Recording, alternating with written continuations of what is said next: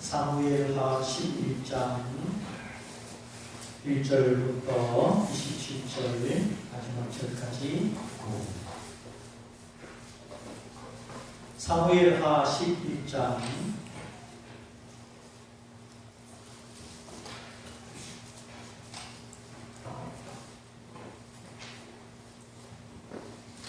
사무엘하 11장 1절부터 27절. 제가 읽을 때 문으로 쭉 따라오시면 되겠습니다. 해가 돌아와서 왕들의 출근할 때가 되매 다윗이 요압과 그 신복과 온 이스라엘 군대를 보내니 저희가 암몬 자손을 멸하고 라빠를 깨고 쌓고 다윗은 예루살렘에 그대로 있으니라. 저녁 때에 다윗이 그 침상에서 일어나 왕궁 지붕 위에서 건들다가 그곳에서 보니 한 여인이 목욕을 하는데 심히 아름다워 보이는지라. 다윗이 보내어 그 여인을 바라보게 하였더니 고하되 그는 엘리암의 딸이요 햇사람 우리야의 아내 바세바가 아니니까. 다윗이 사자를 보내어 저를 자기에게로 데려오게 하고 저가 그 부정함을 깨끗하게 하여 서로 더불어 동침하매 저가 자기 집으로 돌아가니라. 여인이 잉태함에 보내어 다윗에게 고하여 가로되 내가 잉태하였나이다 하니라. 다윗이 요압에게 기별하여 햇사람 우리야를 내게 보내라 하매 요압이 우리야를 다윗에게로 보내니 우리야가 다윗에게 이르매 다윗이 요압의 안부와 군사의 안부와 싸움의 어떠한 것을 묻고 저가 또 우리야에게 이르되 네 집으로 내려가서 발을 씻으라 하니 우리야가 왕궁에서 나가매 왕의 신물이 뒤따라가니라. 그러나 우리야는 집으로 내려가지 아니하고 왕궁 문에서 그 주의 신복들로 더불어 잔지라. 오기 다윗에게 고하여 가로되 우리야가 그 집으로 내려가지 아니하였나이다. 다윗이 우리야에게 이르되 내가 길 갔다가 돌아온 것이 아니냐 어찌하여 내 집으로 내려가지 아니하였느냐.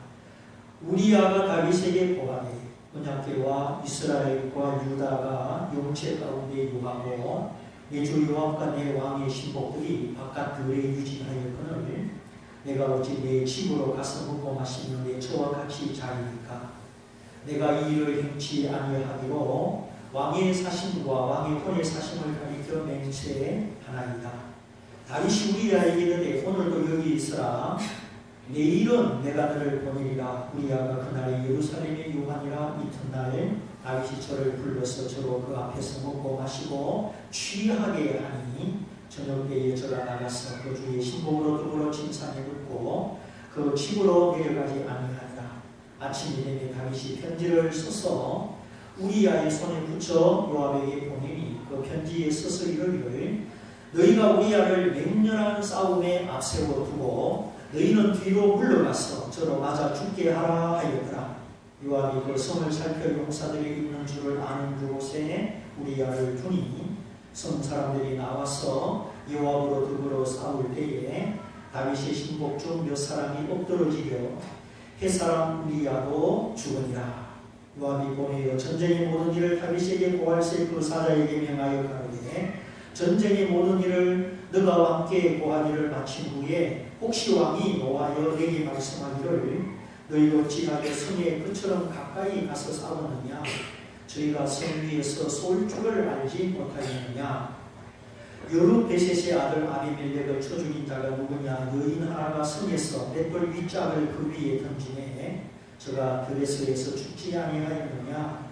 어찌하여 성에 가까이 갔더냐 하시거든 너가 말하기를 왕의 종 햇사람 우리야도 죽었나이다 하라.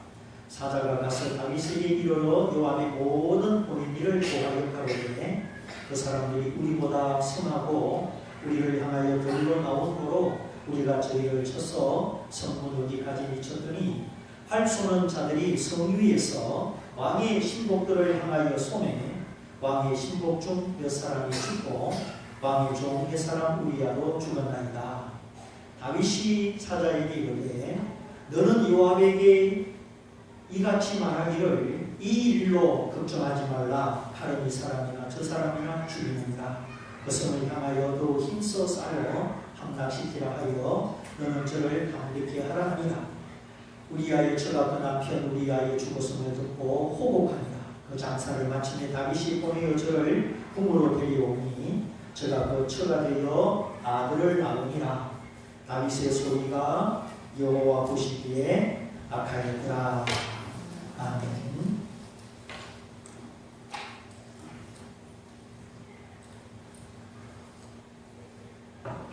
자, 이 말씀을 성경에 기록하셨는데 전체적인 내용이 그렇습니다. 해가 바뀌어서 겨울이 지나고 봄이 되면 왕이 직접 전장에 나가는 관례가 있었는데 그거를 이제 출전하는 때라고 그렇게 말씀을 하고 있지요. 왕이 모든 전쟁에 매번 나갈 수는 없습니다. 왕이 사람은 안 되니까. 그런데 해가 바뀌어서 봄이 되면 한번 왕이 모범을 보이고 부하들을 격려하는 차원에서 직접 왕이 출전을 하는 것이 관례입니다. 그런데 다윗이 자기 부하들은 저 암몬성을 둘러싸고 싸우게 해놓고 자기는 출전하지 않았다는 것이죠. 바로 의무의 태만입니다. 그러다가 우연히 목욕하는 한 여인을 보고 이제 그 남편을 죽이기 위해서 살인을 공모하는 내용이 오늘 길게 설명되어 있는 말씀이죠.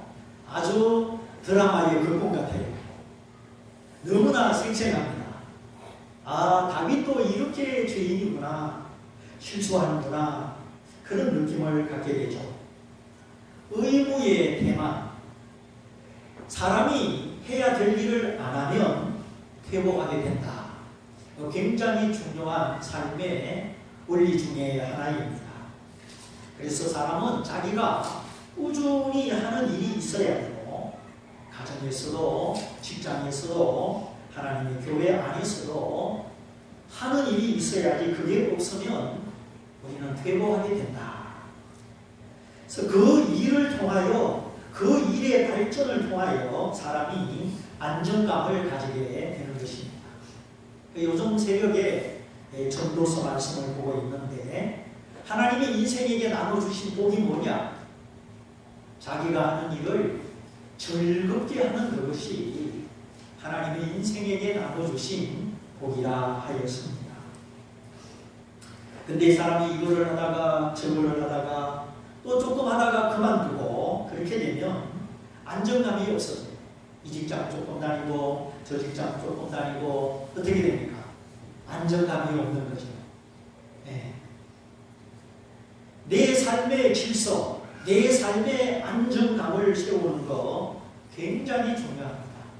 때가 되면 군대 가야 되고, 때가 되면 결혼해야 되고, 때가 되면 자식 낳아야 되고, 다 해야 되는 거예요. 그걸 하나님의 코스대로 안 하면 삶의 무엇이 무너진다? 안정감이 무너지고 사람이 퇴보하게 된다 하는 이야기입니다. 특별한 경우도 있습니다. 그래서 우리가 직분을 가지는 것이 중요하고 이 직분을 성실히 수행하는 것이 우리에게 복이 되는 줄 믿습니다. 네. 그래서 사람은 해야 될 일을 할 때 안정감을 이루고 더 발전하게 되고 해야 될 일을 안 하면 퇴보하게 된다. 그때는 잠시 편하고 잠시 해방되지만 의무의 태만은 결코 유익하지 않다는 점입니다.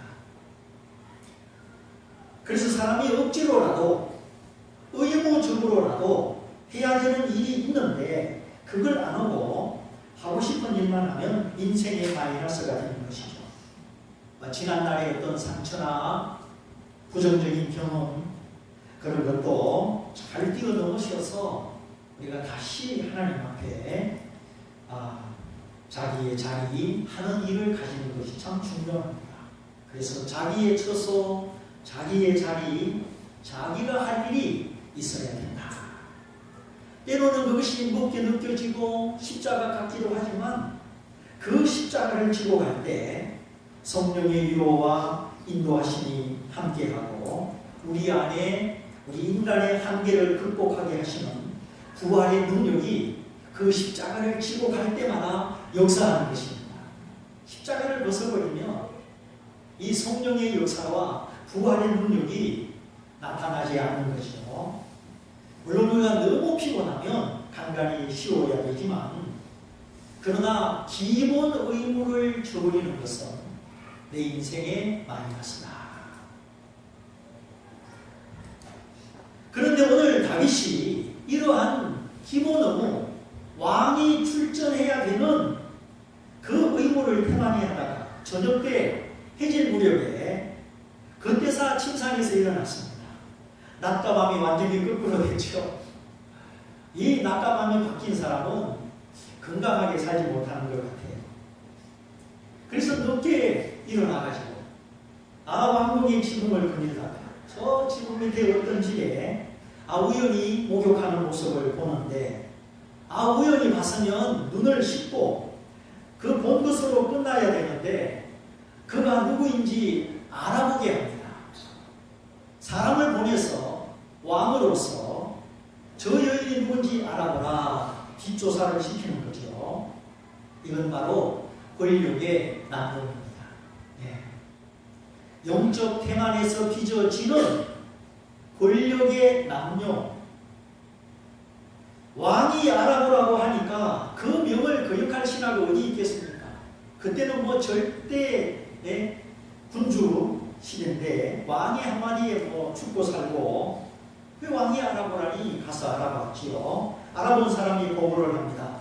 엘리암의 딸이요, 우리아의 아내요, 그 이름은 바세바입니다.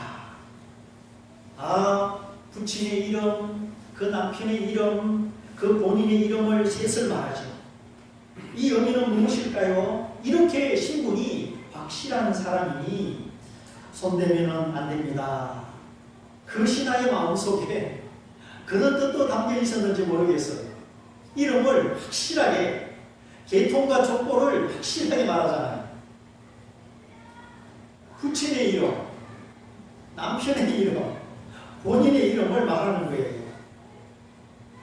분명히 다윗이 그 이름을 다 들었지요. 그런데도 사람을 보내서 데려오게 하고 동심합니다. 권력의 남용을 실행하고 만 것이죠. 마침내 그 여인이 잉태를 하고 그 사실을 다윗에게 전달하죠. 자, 이때부터 그가 잉태했다는 소식을 듣는 이때부터 일들이 벌어집니다. 아주 악한 일이 벌어지기 시작합니다. 그 소식을 딱 듣는 순간에 다윗의 머리가 아주 비상하게 돌아가는 모습, 그 머리가 요압하고 짝짝꿍 해가지고 공무하는 모습을 아주 길게 기록을 했지요. 다윗이 자기 행위를 감추려고 온갖 노력을 기울이는 거죠. 갑자기 아무 목적도 없이 전장에 나가 있는 장수 우리아를 불러들입니다. 그리고 전쟁의 안부를 묻습니다. 전쟁의 소식을 들으려면 전령을 불러야지. 왔다 갔다 하는 통신부대 같은 전령이 따로 있거든요. 근데 왜 잘 싸우는 장수를 불러드립니까? 이번부터 지금 출발부터 뭔가 잘못된 거잖아요. 전장터에 장수를 불러드리면 전장에 손해가 나는데 왜 전령을 안 부르고, 전쟁 소식이 궁금하면 전령을 불러야지 왜 장수를 부릅니까? 그리고 우리아를 보고는 집에 가서 발을 씻고 씌우라, 군화를 벗으라는 거예요. 그런데 우리아는 집에 가지를 않습니다. 그 성문 안에 비상대기하는 임시 숙소에서 다른 신복들과 함께 숙식을 합니다. 그게는 불편하죠. 지금 이스라엘 나라가 이웃 나라하고 큰 전쟁 중에 있기 때문에 우리아는 그걸 생각해서 그 왕궁문 밑에 있는 임시 숙소에서 비상대기하는 신복들과 함께 자는 겁니다. 이렇게 우리가 지금 전투 중인데, 우리 동료들이 목숨 걸고 들판에서 싸우는데 나 혼자 집에 가서 편히 쉴 수 없다, 그 마음이죠. 참 우리아는 끝까지 고난에 함께 참여하는 훌륭한 사람입니다. 그런데 그런 우리아의 행동이 다윗에게 또 보고가 됩니다. 그러니까 다윗이 사람을 붙여가지고 지금 우리아가 어떻게 행동하는지 다 지금 보고 있는 거죠. 굉장히 계획적이고 주도 면밀합니다. 그래서 네가 먼 길을 갔다 온 것이 아니냐. 그런데 왜 피곤한데 집에 가지 않느냐. 아주 막 배려해 주는 것처럼. 그렇지만 속셈은 따로 있습니다. 그때 우리아가 충성을 맹세하죠.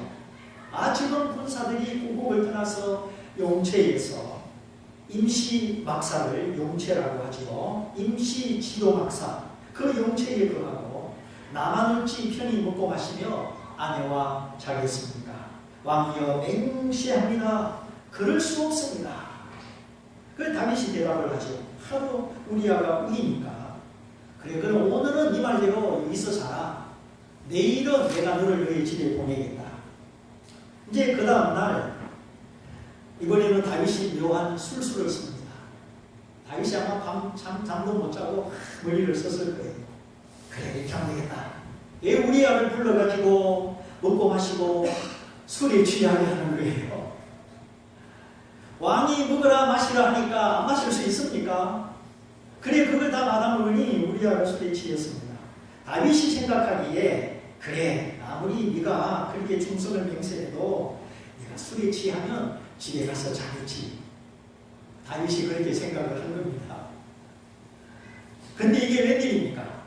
다윗이 저녁 때까지 해가 질 때까지 우리아를 붙잡아 놓고 술을 마시게 했는데도 해가 져서 집에 갈 시간이 되어도 집에 안 가고 여전히 비상대기 숙소에 돌아가는 거예요. 다윗이 지금 아주 미친 신경입니다. 분할을 걸지 않습니다.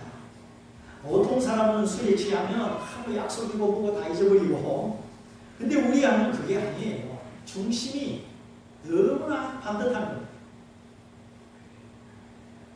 원치 않게 술을 마셨고 몸은 녹초가 됐지만 마음은 여전히 약속을 지키고 자기 편리를 동하지 않는 이런 충성심을 보게 되죠.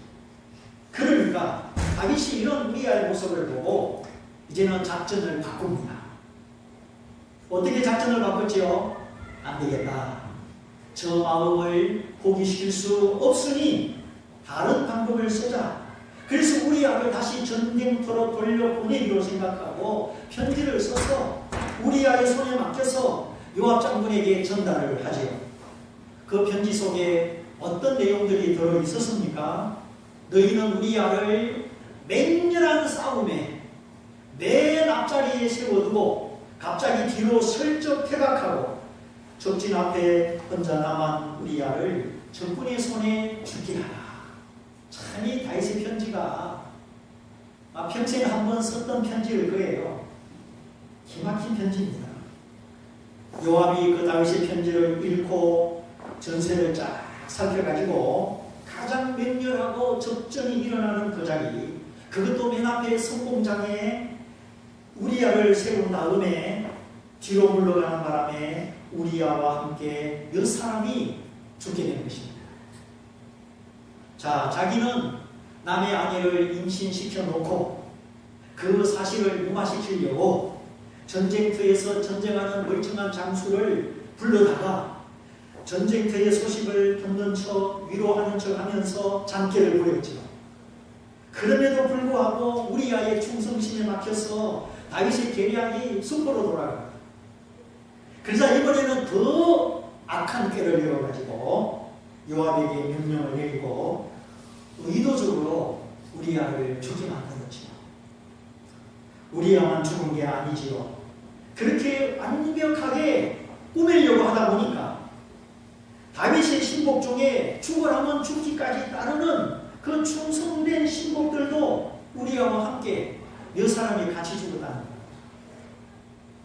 우리아 혼자 죽으면 표가 나니까 그 표를 감추기 위해서 그 충성된 신복이 몇 사람이나 같이 죽었습니다. 전쟁 중에, 작전 중에 왕의 편지는 기밀이기 때문에 또 전쟁의 승패를 좌우할 수 있기 때문에 왕의 편지는 지정된 사람에게 절대 볼 수가 없습니다. 그게 본 것이 발각되면 그 사람은 죽게 되죠. 아니 첩자로서 인정되고 죽게 됩니다. 그러니까 우리아는 자기 손에 자기가 죽게 되는 그 편지, 그 내용도 전혀 모르고 그냥 왕의 계략대로 요압 장군이 시키는 대로 가장 위험한 장소에 가장 선봉을 썼다가 죽게 된 거예요. 아마 적군이 밀집되어 있는 성문 근처 가까이 갔다가 이 화살에 맞았겠죠. 그런데 그거를 다 살피고 의도적으로 계획적으로 그 위험한 지역에 들어가서 우리아를 죽게 한 겁니다. 사실은 성경에 보니까 화살에 맞아 죽은 게 아닙니다. 화살에 맞아 죽은 것은, 죽었다고 하는 말은 요압과 다윗이 서로 꾸민 내용 속에 나오는 이야기지요. 17절에 보면은 적군의 성문 앞에, 군사들이 출입하는 성문 앞에 너무나 가까이 데려다 놓음으로 위에서 다 보고 갑자기 성문이 열리더니 군사들이 나타나서 우리아를 죽인 거예요. 17절에 우리아의 죽은 모습을 그렇게 기록하고 있습니다. 자기 죄를 감추기 위해서 그렇게 충성된 우리아를 죽이라고 명령을 내리는 다윗이나 그 말을 거부하지 않고 자기 부하를 단숨에 죽이는 요압이나 같은 사람입니다. 평소에는 다윗과 요압이 가까운 사이가 아니었습니다. 물론 다윗과 요압은 친척이요 혈족입니다. 그런데 이 요압이 워낙 거만하고 의심되는 사람이라 평소에는 다윗의 말을 그렇게 협조하는 사람이 아니었습니다. 오히려 군부의 실세로서 군인을 움직이는 수장으로서 다윗에게 위협적인 존재였죠.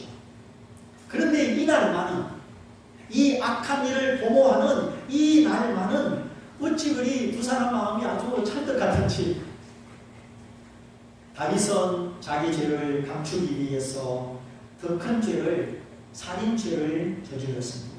요압은 자신의 경쟁자를 제거하기 위하여 우리아를 죽입니다.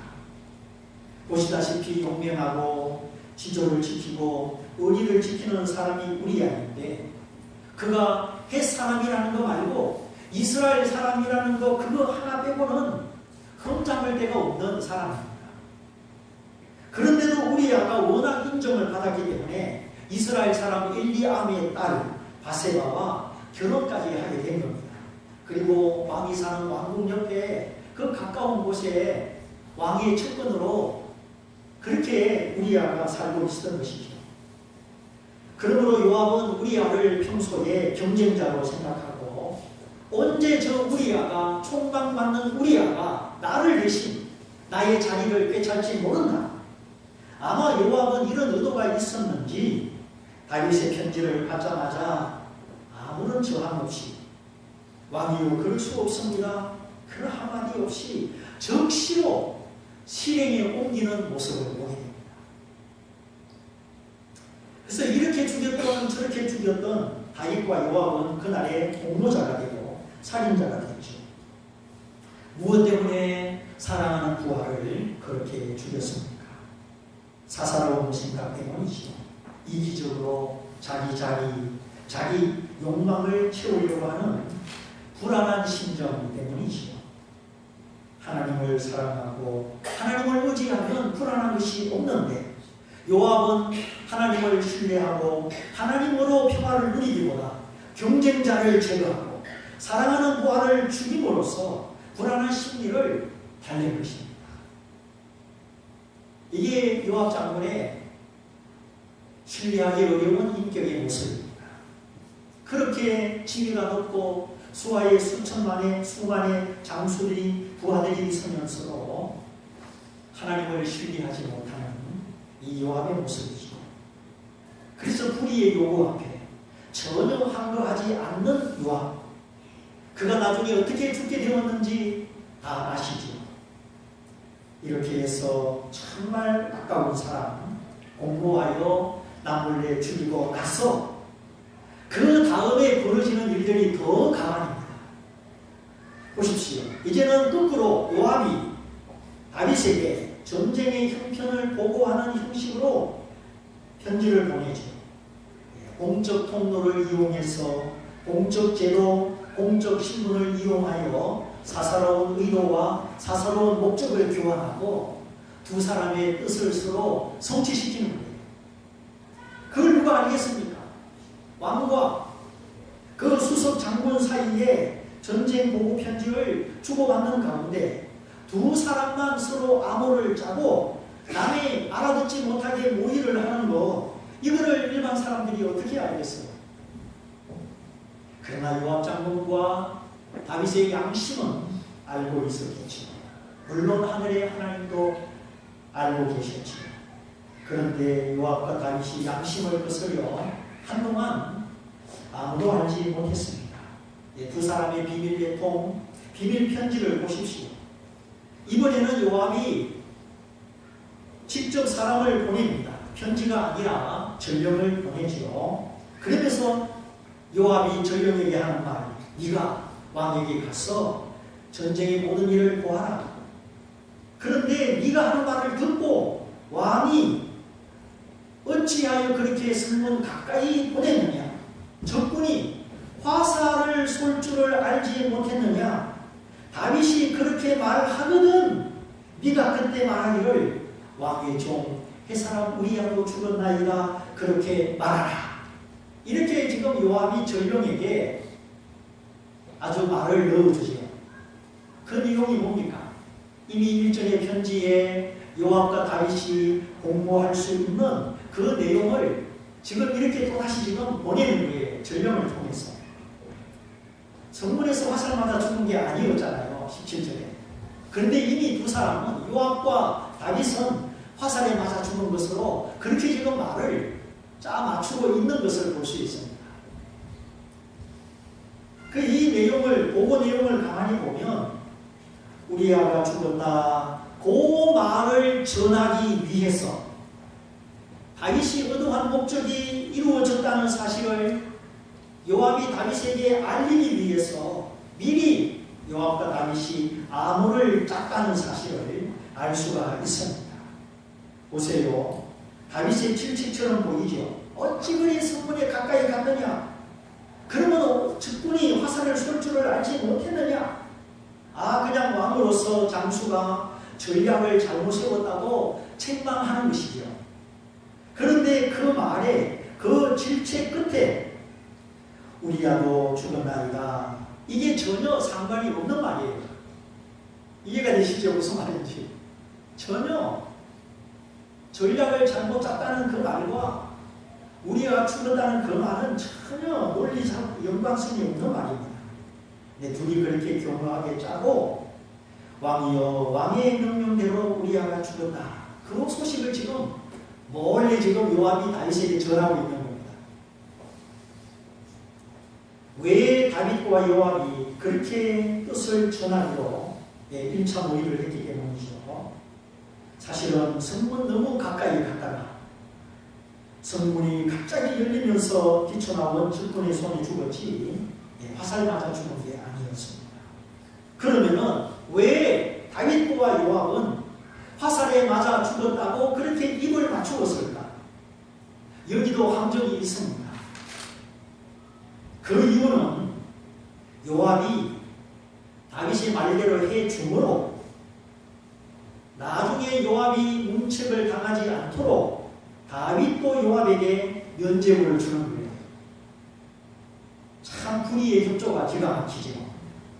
다윗은 죄 없는 우리아를 죽이라고 요압에게 명령을 내리고 요압은 두말 없이 우리아를 죽여서 경쟁자를 제거하고 서로 그날의 뜻이 같고 계산이 맞아 떨어짐으로 말미암아 피차 면죄부를 주고 서로 방패막이가 되어주는 겁니다.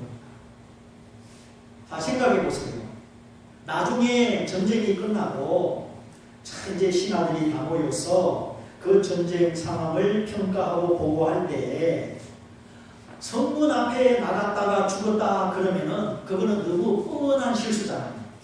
지휘관이 잘못했다고 하는 문책을 받을 수 있는 너무 뻔한 실수인 겁니다.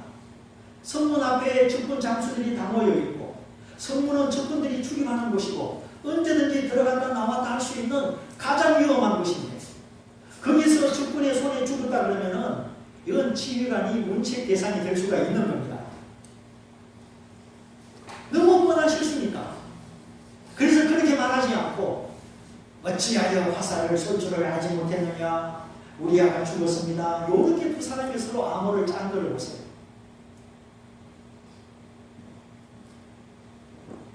그런데 화살에 맞았다. 화살은 멀리 날아가는 특징이잖아요. 멀리서서는 화살에 맞았다. 그거는 전쟁 중에 성문 앞에 가서 죽었다는 것보다 가벼운 실수가 되는 겁니다. 문책에서 벗어날 수 있는. 뭐 우리나라도 뭐 100만 원 선교 받으면 시장 자리도 다 물러나야 되고 80만 원 선교 받으니까 또 유지하더라고요. 그 20만 원 차이에 시장 자리가 왔다 갔다 하는 거예요. 그래서 이렇게 요압과 다윗이 아주 기막히게 암호를 주고받으면서 서로 보호해주고 면죄부를 주면서 악한 날에 한 마음으로 공부하게 된 겁니다. 사람을 죽이는 일. 그러니까 우리야도 죽었나이다. 그 보고를 받는 순간 다윗이 그 전령에게 이런 말을 하죠. 너는 요압에게 말하기를 이 일로 우리야가 죽은 이번 실수, 이번 일로 뭐하지 마라? 걱정하지 마라. 칼은 이 사람도 죽이고 저 사람도 죽이느니라. 우리야가 죽었다는 소식 앞에 왕이 슬퍼하는 것이 아니라 조금 전에는 왜 그렇게 가까이 갔느냐고 전략을 잘못 세웠다고 질책을 하더니 갑자기 우리야가 죽었다는 소식을 듣고 순한 양이 돼가지고 야, 너는 가서 요압에게 이번 실수로 우리야가 죽은 일로는 문책하지 않을 테니 걱정하지 말라고 해라. 얼마나 자비를 베푸는지. 참 다윗의 모습을 보십시오. 사람의 심리가 참 기가 막힙니다. 금방 질책하더니 야, 이번 일로는 걱정하지 말라고 해라. 얼마나 자비심이 넘칩니까? 그리고 우리야 장군의 그 죽은 소식을 이제 그의 처 바세바가 듣죠. 우리야의 처가 그 남편 우리야의 죽었음을 듣고 호곡하니라. 호곡. 아주 슬프게 내 남편 우리야여, 내 남편 우리야여 그 이름을 부르면서 슬프게 울었다는 것이죠. 어떤 사람은 뭐 바세바가 다윗을 유혹했다 그러는데 제가 성경을 보니까 전혀 그렇지가 않아요. 우연한 사건에 다윗의 욕망과 월권으로 말미암아 내 우리야의 처는 갑자기 바보가 되고 말았습니다. 나중에 어떻게 됐습니까? 다윗의 아들 압살롬이 죽을 때 역시 다윗도 호곡을 하죠. 내 아들 압살롬아, 내 아들 압살롬아. 참 기가 막힙니다. 남의 눈에 눈물을 빼니 나중에 다윗도 자기 눈에 눈물을 흘리는 이런 모습을 보여요. 왕의 권세를 가지고 자기 지위와 자기 힘을 이용해서 모략을 꾸미고 살인을 행하여 악하게 공모한 죄. 그리고 나서 이제 남자가 죽었으니까 홀로 남은 다윗을 아내로 맞이하는 것은 법적으로는 죄가 아니었습니다. 그러나 하나님은 다윗의 소위가, 다윗의 행위가 여호와 보시기에 악하였더라. 그렇게 평가를 내리셨죠. 사람이 자기 행위가 자기 눈으로 보기에는 의로워도 하나님이 보시기에는 의롭지 않을 수 있다는 것입니다. 그래서 우리는 하나님 앞에 고집하면 안 된다는 거예요. 오늘 의무를 태만히 하다가 자기 의무, 본인의 의무를 충실히 행하지 않다가 게으름을 피우고 권력을 남용하여 자기 뜻을 이루고 그 자기 잘못을 숨기고자 계략에 계략을 꾸미다가 실패하니까 결국 살인을 공모하는 한 사람을 보았습니다. 우리 모두 남의 일에 간섭하지 말고 자기 일에 충실하기로 다짐하시고 잘못이 있을 때는 감추지 말고 하나님 앞에 고백하고 하나님으로 말미암아 사함을 얻어서 우리가 감추려고 하다가 제2, 제3의 더 큰 죄를 짓지 않는 우리 현명하고 용기 있는 하나님의 자녀가 되시고 하나님의 교회에 서로 힘을 합쳐 평강을 도모하는 우리 모두가 되시기를 주님의 이름으로 축원드립니다. 이 말씀을 붙잡고 기도하겠습니다. 주님, 오늘 다윗의 대만을 보면서 또 그가 하나님 앞에 어떻게 교모하게 범죄했는지 보면서 주님, 우리가